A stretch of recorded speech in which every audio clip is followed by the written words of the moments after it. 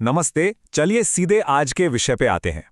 आज की इस चर्चा में हम एक ऐसी शख्सियत के बारे में बात करने वाले हैं जिन्होंने पिछले 50 सालों में अपनी एक बिल्कुल अलग पहचान बनाई है। हम बात कर रहे हैं सिंगापुर के मशहूर कल्चरल आइकॉन डिक ली की। आज हम उनके 70 साल के जीवन, उनके बेहद लंबे करियर और उनकी उस गहरी समझ को निचोड़ने की कोशिश करेंगे जिसने उन्हें हमेशा प्रासंगिक यानी रेलेवेंट बनाए रखा है। ये सफर सिखाएगा कि उम्र बढ़ने के बावजूद खुद को बार बार नए रूप में आखिर कैसे ढाला जा सकता है।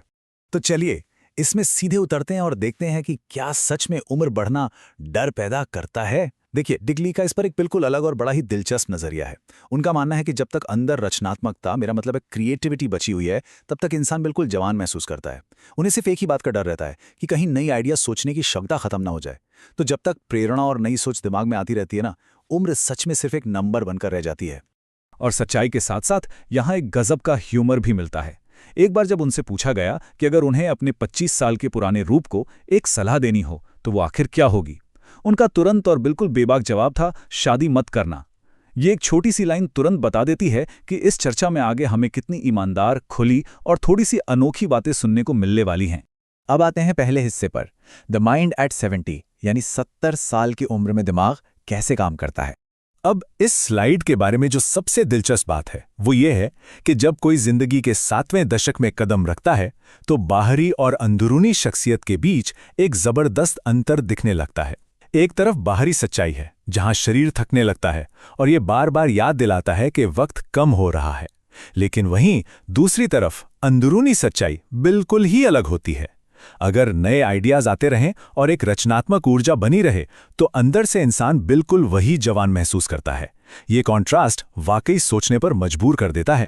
यहां से आगे बढ़ते हैं दूसरे हिस्से की तरफ, फॉर्जिंग एन अनकन्वेंशनल पाथ यानी अपने अलग रास्ते की तलाश। 17 साल की उम्र में उन्होंने जानबूझकर अपने एग्जाम्स फेल कर दिए ताकि वो स्कूल छोड़कर ब्यूटी पेजेंट्स कोरियोग्राफ कर सकें। लेकिन इस आत्मविश्वास के पीछे आखिर क्या था? एक बहुत ही दिलचस्प किस्सा है। जब वो 14 साल के थे, उन्होंने चुपके से सिगरेट पीना शुरू किया। एक दिन उनकी माँ को वो छुपी हुई सिगरेट्स मिल गई, पर डांटने के बजाय उनकी माँ ने वो सिगरेट्स वापस बिल्कुल वैसे ही रख दी। बिना एक शब्द कहे उन्होंने भरोसे का एक बहुत बड़ा संदेश दे दिया था। उनके माता पिता ने उन्हें अपना रास्ता खुद चुनने की पूरी आज़ादी दी और इसी विश्वास ने आगे की जिंदगी की पूरी नींव रखी। इसी अनुभव और आज़ादी से एक बेहतरीन 3 कदमों का रास्ता तैयार होता है। अक्सर हम सब समझ नहीं पाते कि आखिर लाइफ में करना क्या है, तो यहाँ बिल्कुल सीधी सी सलाह दी गई है। सबसे पहले थोड़ा अंदर झांकना होगा और स्वीकार करना होगा कि असल में चाहत क्या है। दूसरा, उस चाहत को पूरी दुनिया के सामने लाना चाहिए, उस पर खुलकर बात करनी चाहिए। और तीसरा, जैसे ही वो बात बाहर आती है, रास्ते और विकल्प बिल्कुल अपने आप सामने आने लगते हैं। ये किसी भी उलझन को सुलझाने का एक बेहद प्रैक्टिकल तरीका है। अब आते हैं तीसरे हिस्से पर, पैशन, डिल्यूजन एंड रीइन्वेंशन यानी जुनून, भ्रम और नया रूप। तो यहाँ सबसे अहम बात यह है कि किसी भी फील्ड में 50 साल तक टिके रहने के लिए सिर्फ सपने देखने और असल पैशन के बीच का फर्क समझना बहुत जरूरी है। सपना एक ऊपरी चाहत हो सकती है जिसका जमीनी हकीकत से शायद कोई लेना देना ना हो, लेकिन पैशन हमेशा तैयारी से आता है। ये सच्चाई और एक्शन पर टिका होता है। जब तक मेहनत और असल हुनर का साथ ना हो तब तक एक बड़ा सपना बिल्कुल खोखला ही रहता है। उन्होंने उन दोस्तों का जिक्र करते हुए एक बड़ी मजेदार बात कही जो कहते थे, मैं एक कैफे खोलने वाला हूं, जबकि हकीकत में उन्हें एक अंडा तक उबालना नहीं आता था।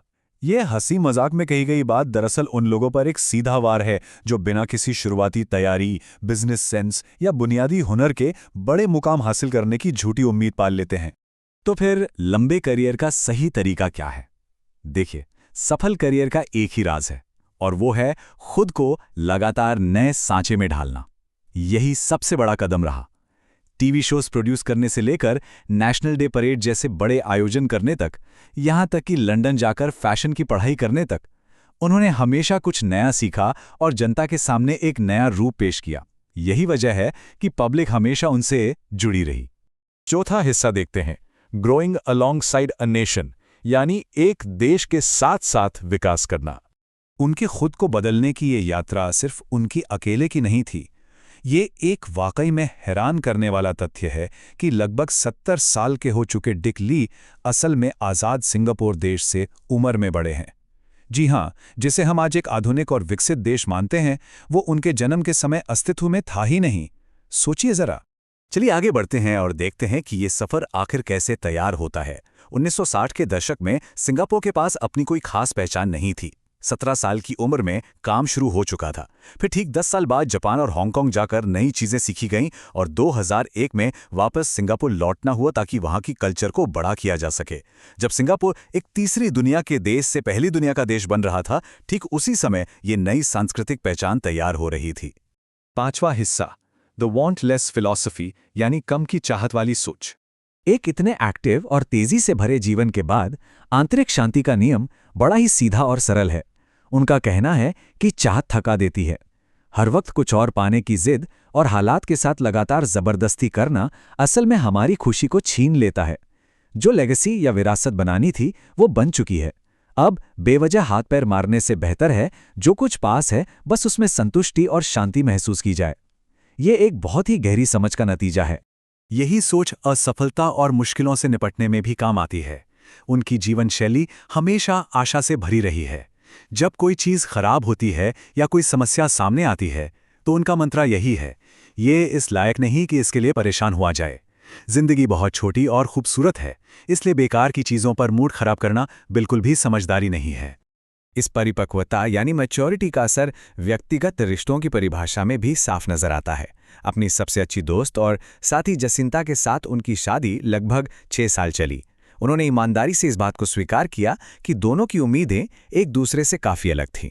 इस अनुभव से ये सीखने को मिला कि प्यार सिर्फ कोई ऊपरी एहसास नहीं है, ये किसी एक इंसान के प्रति पूरी निष्ठा और ईमानदारी से किया गया एक समझौता और समर्पण है।